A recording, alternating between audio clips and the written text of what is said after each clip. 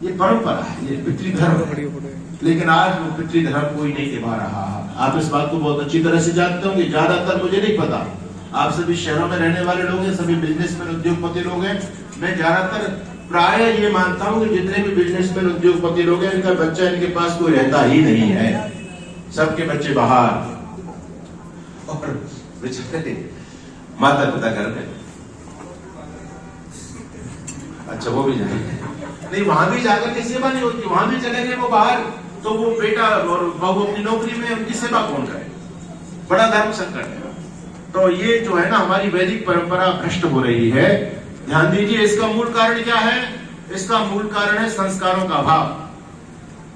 ये बिल्कुल फैक्ट है, सत्य है। यदि आप अपने बच्चे के दिमाग में बचपन से संस्कार देंगे, मातृभक्ति, पितृभक्ति, राष्ट्रभक्ति, ईश्वर भक्ति सिखाएंगे, तो ऐसा कदापि नहीं हो सकता आपका बच्चा 12 करोड़ के पैकेज को, अमेरिका के, कनाडा के पैकेज को ठुकरा देगा। वो 8 करोड़ के पैकेज में भारत में रहना स्वीकार करेगा, क्योंकि मुझे माँ बाप की चरण में रहने का अवसर मिलेगा, उसको सौभाग्य मिलेगा। अगर आपने संस्कार दिए तो बंधु ये होगा, और यदि आपने केवल धन धन धन का ही महत्व बताया तो भैया वो 4 करोड़ का घाटा नहीं करेगा, फिर तो आपको छोड़ करके अमेरिका चला जाएगा। आगे तो इसलिए ये जो समाज का जो विघटन हो रहा है, परिवार टूट रहे हैं, समाज टूट रहा है, उसका कारण हम लोग हैं कि हम लोग समय पर जो शिक्षा बच्चों को देनी चाहिए वो नहीं दे पा रहे हैं। आज हिंदू समाज बड़ा गलत दिशा में जा रहा है। आज हमारे बेटे और बेटियां शादी नहीं करते, बहुत लंबे समय में जाके शादियां करते, और शादी भी कर लेते तो बच्चे नहीं करते।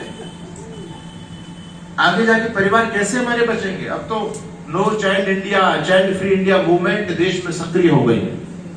ऐसी ऐसी मूवमेंट चलाई जा रही है कि उन बच्चों को कहते हैं कि आप बच्चे पैदा मत करो। पितृधर्म कहां से बचेगा भैया? जब बच्चे पैदा नहीं होंगे तो गृहस्थी जाने का औचित्य क्या रह गया बताओ जी।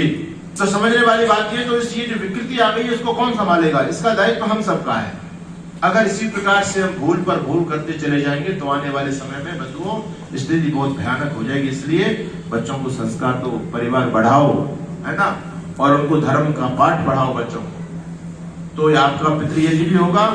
माता पिता की सेवा खूब करो, तन मन से करो। अब मैं किनको उपदेश दूं? जिनको सेवा करना चाहिए वो यहाँ है ही नहीं, सेवा कराने वाले बैठे हुए हैं। अब समस्या तो मेरे सामने है, किसको उपदेश दिया जाए?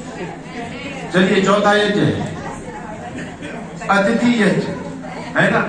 आपके घर में कोई अतिथि विद्वान आ जाए तो अवसर तलाशा करो भैया, विद्वानों को घर में ले जाए। फॉर्मेलिटी मत समझना, है ना।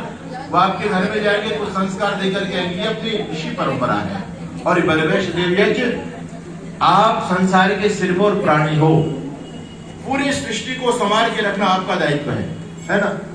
तो ये जितने भी जीव जंतु हैं इनको जीवन प्रदान करना है, इनको रक्षण, इनको सुरक्षा देनी है, इनको मार करके काट करके नहीं खाना है, ठीक है। आज ये भी संस्कृति हावी हो गई है। स्कूलों के अंदर 90% बच्चे अंडे खा रहे हैं आजकल। अंडे को मांसाहार में लोग नहीं मान रहे, इतनी बुद्धि भ्रष्ट हो गई लोग। खान पान सारा विकृत, है ना। कोई मुर्गा, कोई बकरा, कोई भैंसा, पता नहीं कितनी गंदी गंदी चीजें लोग खा रहे हैं अपनी जीभ के स्वाद के लिए। तो ये मानव है या राक्षस बनता चला जा रहा है? ऋषि परंपरा ध्वस्त होती चली जा रही है। सोचने वाली बात है। शाकाहार, ध्यान दीजिएगा, मैं आपके बीच में स्पष्ट बोल रहा हूं इस बात को। हमारे ऋषि कहते हैं जीव मात्र को पीड़ा देना बहुत बड़ा अन्याय है, पाप है, ये भोगना पड़ता है। कदापि ईश्वर की व्यवस्था से हम नहीं बच सकते भाई। हम अपने इस बात के लिए कुछ भी करें, लेकिन ईश्वर की व्यवस्था कदापि बच नहीं सकते, है ना। वहां तो स्पष्ट कहा है, पक्तारम पक्व पुनराविशाति, ये सिद्धांत है। तो ये चीज समझने वाली बात है। तो ये है बलिवेश देव यज्ञ का मतलब। बलि का मतलब अब तो लोगों ने उनको काटना शुरू कर दिया है, बलि दे रहे हैं। ये बलि का मतलब नहीं है, बलि का मतलब भाग देकर के उनकी सुरक्षा करना, सबकी सुरक्षा करो। जीवन में कभी कोई हमारे व्यवहार से प्रताड़ित ना हो, जीव मात्र, ये धर्म है। धर्म के नाम पर बलि चल रही है, बकरा भैंसा काट रहे हैं। मैं नेपाल गया, 17,000 बकरा एक रात में काट दिए जाते हैं देवी के मंदिर पर। ये बलि चल रही है हमारे देश में। हमारे हिंदू कम नहीं है, इधर मुसलमान भी कम नहीं पड़ रहे, हिंदू भी कम नहीं है। ये सब धर्म के नाम पर चलता है इस देश में। ऋषि दयानंद जी ने आकर के आपको धर्म का वास्तविक स्वरूप बताया, आपको लोगों को, कि इस गलत परंपरा में मत जाओ, सारी संस्कृति, ये जीवन अंतिम नहीं है। बार बार हम इस बात को बता रहे हैं तो समाज में खान पान भी विकृत होता चला जा रहा है। इसको आप लोगों को संभालना चाहिए, प्रयास पुरुषार्थ करना चाहिए, धर्म के पथ पर चलना चाहिए, इसमें कभी भी कृपणता नहीं बरतनी चाहिए। तो आप लोग सभी यजमान बने, आपको शुभकामनाएं, भगवान आपको सद्मति प्रदान करे, आपके परिवार में सुख शांति रहे, आप धर्म के रास्ते पर चलते रहे। तो हमारे यजमान कहाँ है आज? ये तो पुराने यजमान है, सभी नए यजमान तो इधर उधर बैठे हैं। आपको सम्मान भी करना है उनका।